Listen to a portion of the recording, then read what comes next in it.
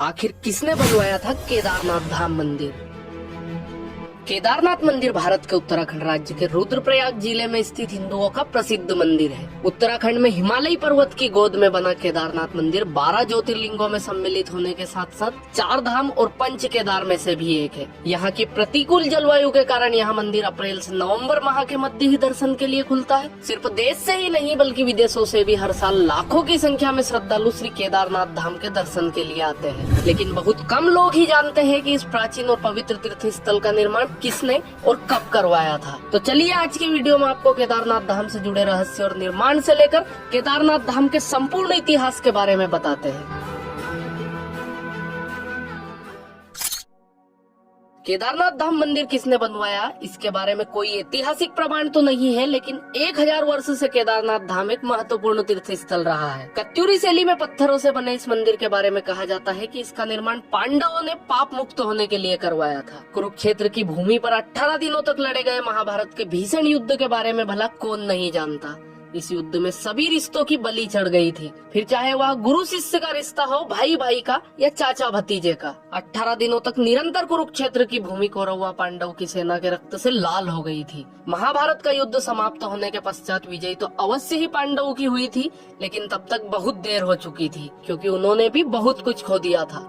युद्ध समाप्ति के कुछ समय बाद जब सभी पांडव भगवान श्री कृष्ण के पास बैठकर युद्ध के परिणामों व प्रभावों के बारे में चर्चा कर रहे थे, तब श्री कृष्ण ने उन्हें पश्चाताप करने को कहा। श्री कृष्ण के अनुसार पांडवों के ऊपर ब्रह्म हत्या, गोत्र हत्या, कुल हत्या, गुरु हत्या इत्यादि कई पाप चढ़ चुके थे। इसके लिए उनका प्रायश्चित करना आवश्यक था। पांडवों ने इसका उपाय पूछा तो श्री कृष्ण ने बताया कि उन्हें इन पापों की मुक्ति केवल भगवान भोलेनाथ ही दे सकते हैं। इसके पश्चात सभी पांडव भगवान श्री कृष्ण की आज्ञा से भगवान शिव से मिलने के लिए काशी नगरी की ओर चले गए। हालांकि भगवान शिव को पांडवों के उनसे मिलने आने की सूचना पहले ही मिल चुकी थी, लेकिन वे उनसे मिलना नहीं चाहते थे। भगवान शिव पांडवों के द्वारा किए गए ब्रह्म हत्या व गोत्र हत्या के पाप से अत्यधिक क्रोधित थे, इसलिए वे पांडवों से बिना मिले ही वहां से चले गए। पांडवों ने काशी नगरी में भगवान शिव को हर जगह ढूंढा, लेकिन वे उन्हें नहीं मिले। माता पार्वती से पांडवों की ये व्यथा नहीं देखी गई, लेकिन सिर्फ इतना बताया कि महादेव उनसे अत्यधिक क्रोधित है और साथ ही ये भी बताया कि महादेव हिमालय की ओर गए हैं। इसके बाद सभी पांडव हिमालय के पहाड़ों पर बसे उत्तराखंड के गढ़वाल क्षेत्र में चले गए। भगवान शिव भी पांडवों से छुपकर यहीं आए थे। जब भगवान शिव ने पांडवों को अपने पीछे पीछे गढ़वाल क्षेत्र की ओर बढ़ते हुए देखा तो उन्होंने इसका एक उपाय निकाला। वहाँ पहाड़ों के बीच कई पशु घास के मैदान में चल रहे थे, तो भगवान शिव उन पशुओं के बीच गए और बेल रूपी अवतार ले लिया ताकि पांडव उन्हें पहचान ना पाए। गढ़वाल के पहाड़ों पर भी पांडवों ने भगवान शिव को हर जगह ढूंढा,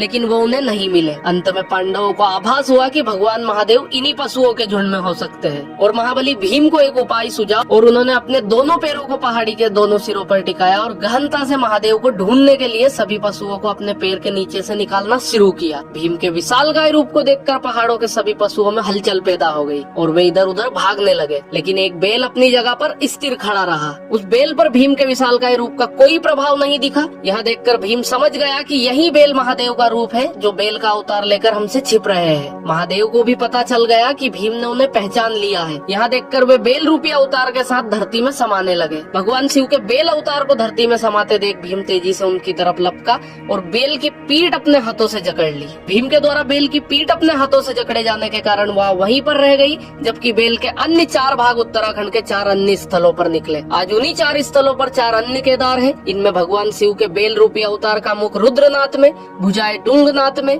नाभि मध्य महेश्वर में व जटाएं कल्पेश्वर में प्रकट हुई थी। इन्हीं 5 जगहों को सम्मिलित रूप से पंच केदार के नाम से जाना जाता है। अब सवाल ये है कि केदारनाथ मंदिर किसने बनवाया व इसका क्या इतिहास रहा है। तो चलिए आगे की कहानी जानते हैं। भीम के द्वारा भगवान शिव के बेल अवतार की पीठ पकड़े जाने के बाद वहाँ वही रह गई थी। जब उन्हें बेल के बाकी 4 अंग 4 अन्य स्थानों पर प्रकट होने का ज्ञान हुआ, तब उन्होंने शिव की महिमा को समझ लिया।